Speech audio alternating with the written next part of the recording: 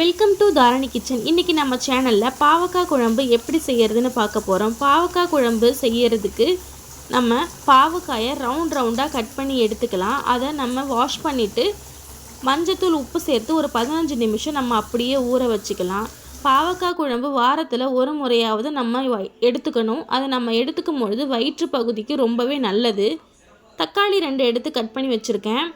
பெரிய வெங்காயம் 2 எடுத்து கட் பண்ணி வச்சுருக்கேன். உங்களுக்கு தேவைப்பட்டால் நீங்கள் சின்ன வெங்காயம் கூட சேர்த்துக்கலாம். புளி ஒரு நெல்லிக்காய் சைஸ் அளவுக்கு புளி, பெரிய நெல்லிக்காய் சைஸ் அளவுக்கு புளி எடுத்திருக்கேன். அதையும் நம்ம ஊற வச்சுக்கலாம். ஸ்டவ் ஆன் பண்ணிவிட்டு நம்ம கடாயை எடுத்து வச்சுக்கலாம். கடாயை ஹீட் ஆனதுக்கப்புறமா ஆயில் சேர்த்துட்டு கடுகு 1/2 ஸ்பூன், சீரகம் 1 ஸ்பூன், வெந்தயம் 1/2 ஸ்பூன் நம்ம சேர்த்துக்கலாம். இதெல்லாம் பொரிஞ்சதுக்கப்புறமா கட் பண்ணி வச்சுருக்க வெங்காயம் நம்ம சேர்த்து நல்லா வதக்கிக்கலாம். வெங்காயம் நல்லா பொன்னிறமாக ஆனதுக்கப்புறமா நம்ம வெங்காயம் நல்லாவே நம்ம வதக்கிக்கணும்.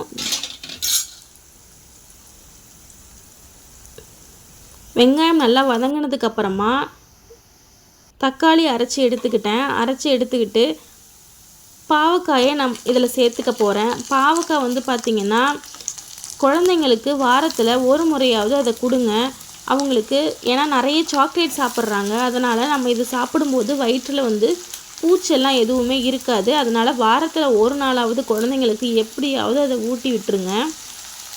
ரொம்பவே நல்லது இது. பாவக்காயை சேர்த்து நம்ம அந்த எண்ணெயிலே ஒரு 5 நிமிஷம் வதக்கணும். எண்ணெயிலே நல்லா வதக்கிக்கோங்க. நல்லா வதங்கினதுக்கப்புறமா நம்ம அரைச்சி வச்சுருக்க தக்காளி விழுதை தான் நம்ம சேர்க்க போகிறோம். இதுக்கு தேவையான அளவு நம்ம சால்ட்டு சேர்த்துக்கலாம். சால்ட்டு சேர்த்துட்டு மிக்ஸ் பண்ணி விட்டு நல்லா வதக்கிக்கலாம்.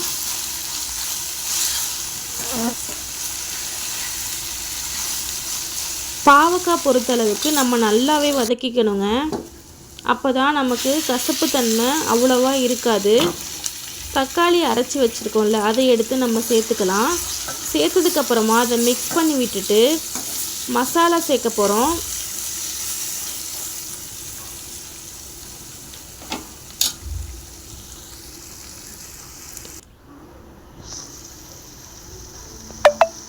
குழம்புத்தூள் 2 ஸ்பூன், மிளகாய்த்தூள் 1 ஸ்பூன், தனியாத்தூள் 1/2 ஸ்பூன், மஞ்சத்தூள் 1/4 ஸ்பூன் சேர்த்துட்டு எல்லாத்தையும் நம்ம மிக்ஸ் பண்ணி விட்டுட்டு பாவக்காயும் மசாலாவும் நல்லா மிக்ஸ் ஆகணும். அதனால் ஒரு 5 நிமிஷம் அப்படியே நம்ம சிம்மில் வச்சு வதக்கி விட்டுக்கலாம்.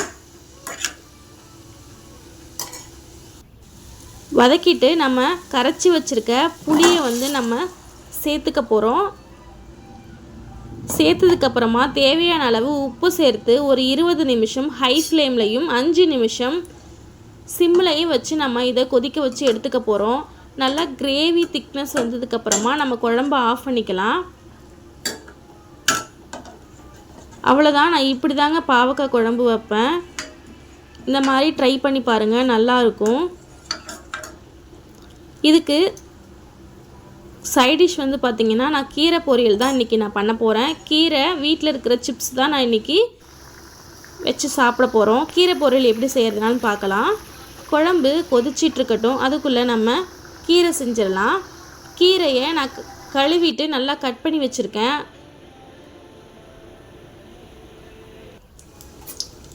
கடாயை எடுத்துகிட்டு எண்ணெய் சேர்த்து கடுகு வரமிளகா சேர்த்துக்கலாம். சேர்த்ததுக்கப்புறமா நான் ஒரு வெங்காயம் கட் பண்ணி வச்சுருக்கேன், அதையும் நம்ம சேர்த்துக்கலாம். சேர்த்துட்டு நல்லா வதங்கினதுக்கப்புறமா நம்ம கீரையும் சேர்த்துக்க போகிறோம்.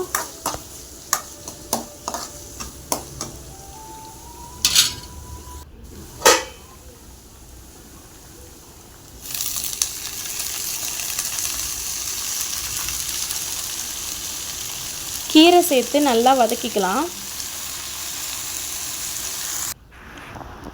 அப்படியே நம்ம சால்ட்டு சேர்த்துட்டு ஒரு 5 நிமிஷம் மூடி வேக வைக்க போகிறோம். தண்ணியெல்லாம் எதுவும் சேர்க்கக்கூடாது. கீரையில் விடுற தண்ணியே நமக்கு போதும். 5 நிமிஷம் திறந்ததுக்கப்புறமா ஓப்பன் பண்ணி பார்த்தா கீரை ஓரளவுக்கு ரெடியாக இருக்கும். அதுக்கப்புறம் நல்லா நம்ம வதக்கி விட்டுட்டோன்னா கீரை பொரியல் நமக்கு ரெடி. இன்றைக்கி நம்ம வீட்டில் பாவக்காய் குழம்பு கீரை பொரியல் தான். இந்த வீடியோ உங்களுக்கு பிடிச்சிருந்துச்சுன்னா லைக் பண்ணுங்கள், ஷேர் பண்ணுங்கள், சப்ஸ்கிரைப் பண்ணுங்கள். தேங்க்யூ ஃபார் வாட்சிங்.